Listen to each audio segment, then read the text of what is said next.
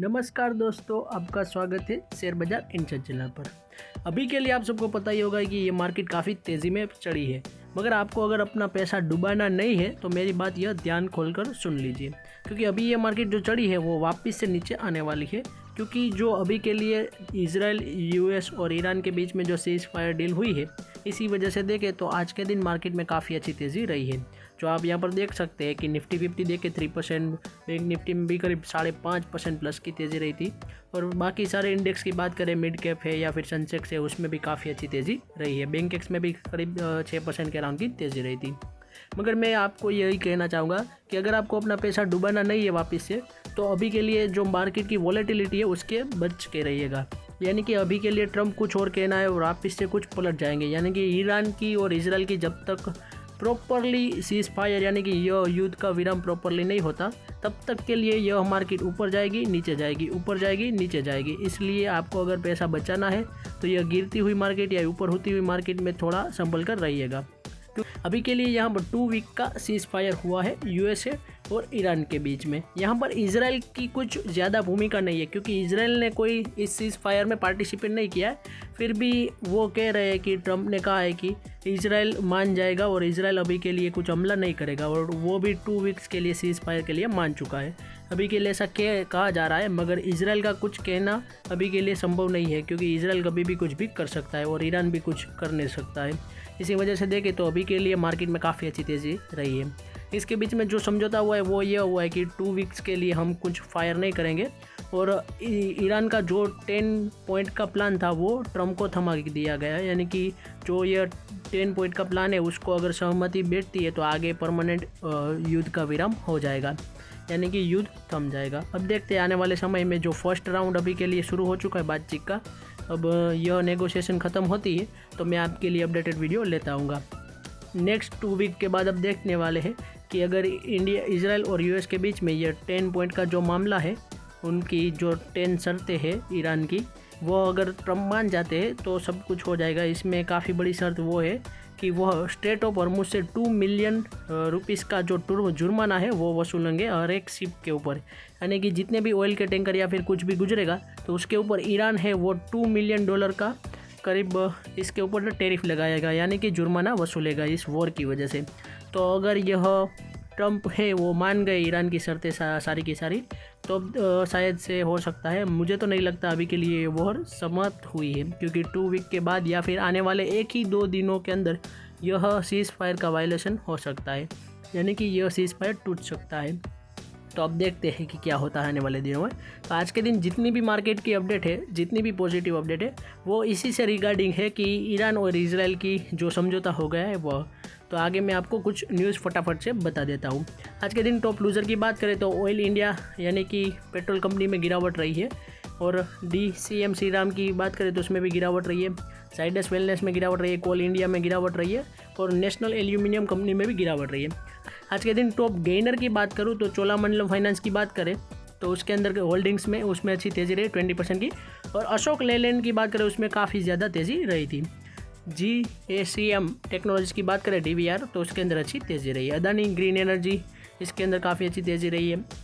Bosch home comfort India में भी काफ़ी अच्छी तेज़ी रही है 10% प्लस की।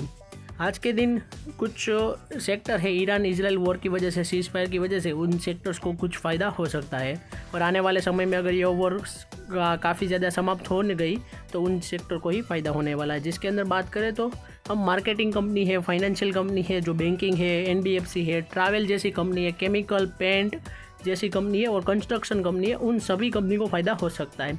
अभी के लिए 2 वीक्स के लिए आराम मिला, इसलिए कुछ तेज़ी रही आज के दिन, मगर आने वाले दिनों में अगर पूरी की पूरी वॉर समाप्त हो गई तो यह 6 सेक्टर है, फाइनेंशियल है, ऑयल मार्केटिंग कंपनीज है, ट्रैवल कंपनी है, केमिकल कंपनी है, पेंट है, और कंस्ट्रक्शन कंपनी, इन सारी सेक्टर में फ़ायदा होने वाला है। तो आगे आप अपने हिसाब से इस सेक्टर को, 6 सेक्टर है उनको ध्यान रख सकते हैं।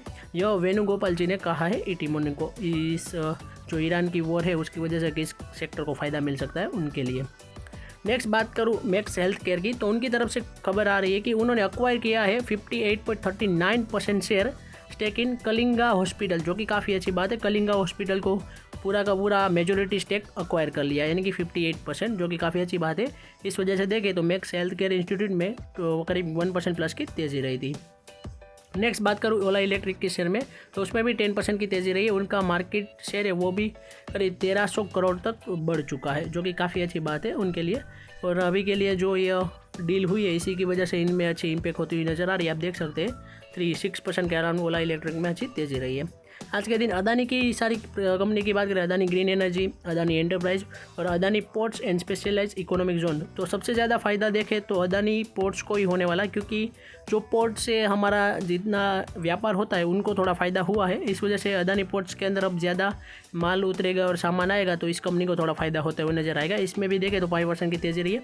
और अदानी ग्रीन देखें 10% की तेज़ी रही है। अदानी एंटरप्राइज में भी 8% प्लस की तेज़ी रही है, क्योंकि इनका ही ज़्यादातर सामान इंपोर्ट एक्सपोर्ट होता है अदानी ग्रीन का, एंटरप्राइज का, तो इस वजह से इन अदानी की कई सारी कंपनीज़ को अच्छा आज क्या है कि फ़ायदा मिलते हुए नज़र आ रहा है। और स्टॉक में भी अच्छी तेज़ी रही है।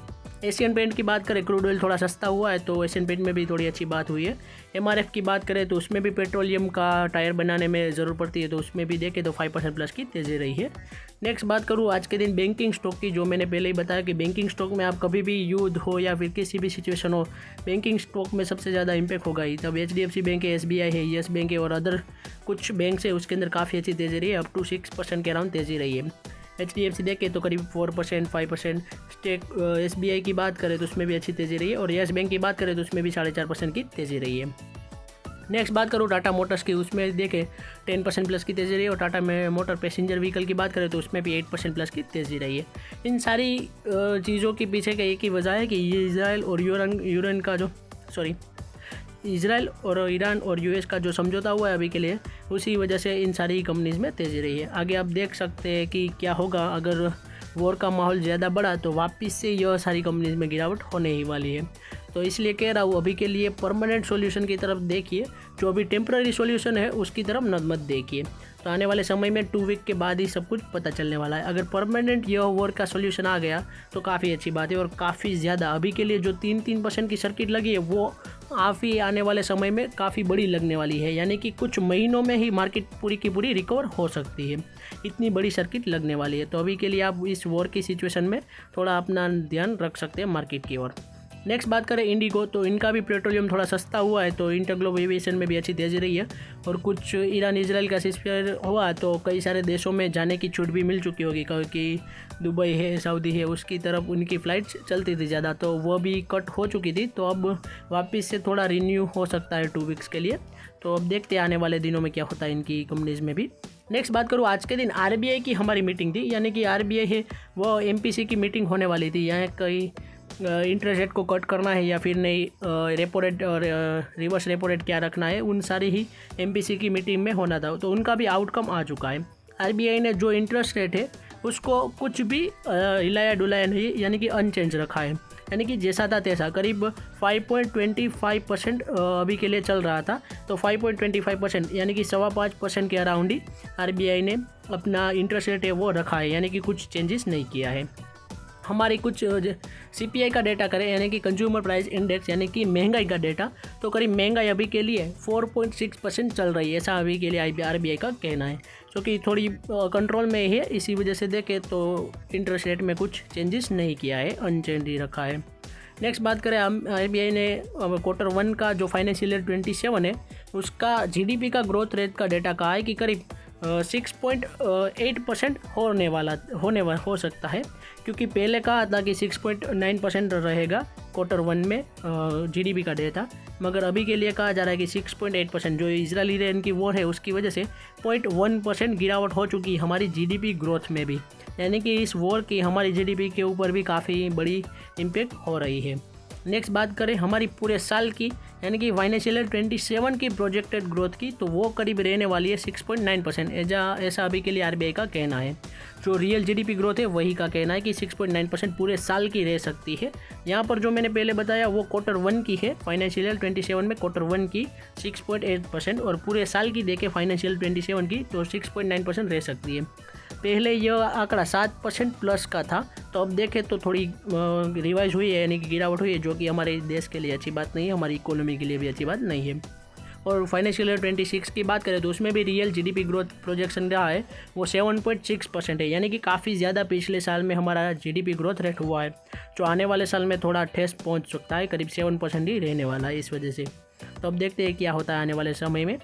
नेक्स्ट बात करूँ LIC की, तो वो LIC टू मूल इश्यू ऑफ बोनस शेयर, यानी कि LIC विचार कर रही है कि अपने जो भी इन्वेस्टर है उनको बोनस शेयर इश्यू किया जाए। इस वजह से देखें तो आज LIC के स्टॉक प्राइस में काफ़ी अच्छी तेज़ी रही है। अब जैसे ही बोनस शेयर की जो अगली बोर्ड मीटिंग होगी, बोनस शेयर की जो भी खबर आएगी, यानी कि कितना बोनस शेयर मिलने वाला 1:1 या फिर कुछ भी रेशियो, तो वो भी मैं आपको बता दूंगा। और जो भी रिकॉर्ड डेट आएगी सामने, तो वो भी मैं आपको बता दूंगा कि किस तारीख को आप LIC का शेयर लेंगे तो आपको यह कॉर्पोरेट एक्शन मिलने को होगा, यानी कि बोनस शेयर मिलने के लिए आप लायक होगे। तो जैसे ये न्यूज़ आती है तो मैं आपके लिए अपडेटेड न्यूज़ ले आऊँगा। अभी के लिए तो सिर्फ न्यूज़ है कि वो सोच रहे हैं कि अपना बोनस शेयर इश्यू करने वाले। इस वजह से देखें तो 5.5% प्लस की तेज़ी रही है LIC के स्टॉक प्राइस में। नेक्स्ट बात करूँ L&T यानी कि लार्सन एंड टुब्रो, तो उनके स्टॉक प्राइस में काफ़ी अच्छी तेज़ी रही 8% प्लस की, क्योंकि इस कंपनी को काफ़ी सारी सेक्टर में काम करने वाली कंपनी है। जो कंस्ट्रक्शन की बात करें, इंफ्रा की बात करें, तो सारी जगह पर पेट्रोलियम का कहीं ना कहीं यूज़ होता है। इसी वजह से देखें तो L&T के स्टॉक प्राइस में काफ़ी अच्छी तेज़ी रही है, करीब 7% के राउंड देखें तो L&T के स्टॉक प्राइस में अच्छी तेज़ी रही है, क्योंकि सीज फायर की वजह से इस कंपनी को भी थोड़ा फायदा होने वाला है इस वजह से। नेक्स्ट बात करें टाइटन की, तो टाइटन के स्टॉक प्राइस में करीब 6% प्लस की तेज़ी रही है, क्योंकि उनका जो Q4 का बिजनेस अपडेट है वो काफ़ी शानदार आया है इस वजह से। यानी कि कहा जा रहा है कि 20 to 22% के अराउंड की कंपनी के जो फाइनेंशियल रिजल्ट है उसके अंदर काफ़ी अच्छी तेज़ी देखी जा सकती है रेवेन्यू एंड प्रॉफिट में। इस वजह से देखें तो टाइटन के स्टॉक प्राइस में अच्छी तेज़ी रही है, करीब 5% प्लस की तेज़ी रही है। आप यहाँ पर देख सकते हैं company reported 42% year on year rise in domestic business and sharp 156% year on year growth in international business, यानी कि जो डोमेस्टिक बिजनेस है उसके अंदर 42% एंड इंटरनेशनल बिजनेस में 156% की ईयर ऑन ईयर ग्रोथ रही है। इस वजह से देखें तो कंपनी के लिए काफ़ी अच्छी बात है। इसी वजह से आज कंपनी के स्टॉक प्राइस में भी देखें तो काफ़ी अच्छी तेज़ी रही है। नेक्स्ट बात करूँ गोल्ड के प्राइजेस, तो गोल्ड के प्राइजेस में काफ़ी अच्छी तेज़ी रही है, क्योंकि ये ईरान इजराइल की वॉर खत्म हुई है, तो इस वजह से गोल्ड की डिमांड भी बढ़ने लगी है। इस वजह से देखें तो आज गोल्ड के प्राइजेस में काफ़ी अच्छी तेज़ी रही है, करीब 2-3% के अराउंड की देखें तो गोल्ड के प्राइजेस में तेज़ी रही थी। और सिल्वर के प्राइजेस की बात करें तो उसमें भी 5% प्लस की तेज़ी रही थी। नेक्स्ट बात करूँ SEBI grants one time relaxation to companies planning to public issue, यानी कि सेबी ने जिस कंपनी को IPO लाने से रिलेटेड जो अप्रूवल दे दिया था, तो उनके लिए एक वन टाइम रिलैक्सेशन दिया गया है। यानी कि जिस कंपनी को अभी के लिए अपना IPO नहीं लाना है थोड़े दिनों के लिए या फिर थोड़ा टालना है समय के लिए, तो उनके लिए सेबी ने छूट दे दी कि आप अपना IPO थोड़ा डिले कर सकते हैं। इस वजह से रिलैक्सेशन दे दिया है, जो कि काफ़ी अच्छी बात है, क्योंकि सेबी ने ट्यूसडे कहा है कि grant one time relaxation companies planning to public issue extending the validity of the observation letter aiming to ease fundraising pressure amid volatile market environment, यानी कि अभी के लिए जो वोलेटाइल मार्केट है ऊपर नीचे चल रही है, इस वजह से सेबी ने भी जो भी कंपनी का IPO से रिलेटेड अप्रूवल मिल चुका था तो उनको भी रिलैक्सेशन दे दिया। यानी कि आप सबको अब यहाँ पर भी देखना चाहिए, गौर करना चाहिए कि सेबी खुद कह रही है कि आप अभी के लिए अपना IPO नहीं लाना चाहते, कोई बात नहीं, क्योंकि आप सबको पता है कि गिरती हुई मार्केट में अगर IPO लाया गया तो कंपनी की वैल्यूएशन भी इतनी ज़्यादा नहीं आएगी और कंपनी का जो प्राइस बैंड है वो भी डिस्काउंट में खुल सकता है, यानी कि IPO पूरा का पूरा अनसब्सक्राइब हो सकता है। ऐसा कई के कंपनीज को खतरा हो सकता है। इस वजह से देखें तो सेबी भी थोड़ा चौकन्ना होकर कह दिया है कि अगर आप अपना IPO नहीं लाना चाहते तो थोड़ा टाइम के लिए आप डिले कर सकते हैं। यह कुछ IPOs के लिए है, यानी कि अभी के लिए जितने IPOs आने वाले हैं उनके लिए है, जिनकी डेडलाइन ख़त्म होने वाली है। 1 साल के अंदर IPO लाना होता है अप्रूवल के बाद, तो वो जो भी IPO की डेडलाइन है वो ख़त्म होने वाली उन कंपनीज़ के लिए ही है यह वन टाइम रिलैक्सेशन, यानी कि बाकी सारी कंपनी के लिए नहीं। अभी जब यह वॉर ख़त्म हो जाएगी उसके बाद कोई भी रिलैक्सेशन नहीं मिलेगा, यानी कि वॉर ख़त्म होने के बाद कई सारी कंपनीज़ के IPO भी आ सकते हैं। तो आप अभी के लिए थोड़ा ध्यान या फिर चौकन्ना रह सकते हैं कि मार्केट कभी भी गिर सकती है और कभी भी ऊपर जा सकती है। इसलिए जब तक प्रॉपर न्यूज़ नहीं आती कि वॉर पूरी की पूरी ख़त्म हो चुकी है, इजराइल, ईरान और USA के बीच में प्रॉपर अगर डील हो जाती है तभी मानिएगा कि यह वॉर ख़त्म होने वाली है। तब तक के लिए तो यह वॉर में कुछ मुझे चांसेस नहीं लग रहे ख़त्म होने के। तो अब जैसे ही न्यूज़ लिंक कर लाती हैं तो मैं आपको लिए अपडेटेड वीडियो लेता हूँगा। आज के दिन देखें निफ्टी, बैंक निफ्टी, सेंसेक्स, तो आप अभी के लिए क्लोजिंग प्राइजेस देख सकते हैं। 3-3.5%, बैंक निफ्टी में करीब 5.5% प्लस की तेज़ी रही थी। फिन निफ्टी में भी अच्छी तेज़ी रही थी। ग्लोबल मार्केट की बात करें तो गिफ्ट निफ्टी ने पहले से ही चौकन्ना कर दिया था मार्केट को कि 4.5% तेज़ी रही थी, तो हमारी मार्केट में काफ़ी अच्छी तेज़ी रही है। US30 की बात करें तो उसमें अच्छी तेज़ी रही। US टेक 100 में बात करें तो उसमें भी अच्छी तेज़ी रही थी। डो जोन्स की बात करें तो थोड़ा कल के दिन उसके में गिरावट रही थी, मगर आज रात को डो जोन्स में काफ़ी ज़्यादा तेज़ी रहने वाली है। और S&P 500 की बात करें तो वो भी आज रात को खुलेगी। UK की मार्केट में अच्छी तेज़ी रही है। CAC 40 की बात करें फ्रांस की मार्केट, उसमें अच्छी तेज़ी रही है। और डेक्स जर्मनी की मार्केट में भी अच्छी तेज़ी रही थी।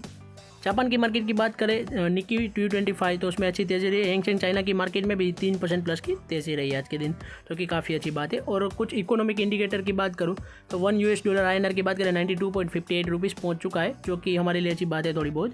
और क्रूड ऑयल के प्राइसेस देख सकते हैं आप, करीब $94-95 पहुँच चुका है, यानी कि 15 to 19% के अराउंड की गिरावट रही है, जो कि हमारे लिए अच्छी बात है। और आज के वीडियो की बात करूँ तो हमारी यहीं तक थी। ऐसे ही वीडियोस देखने के लिए हमारे चैनल को सब्सक्राइब कीजिए और बेल आइकन को ऑन करना मत भूलिएगा। Thanks for watching.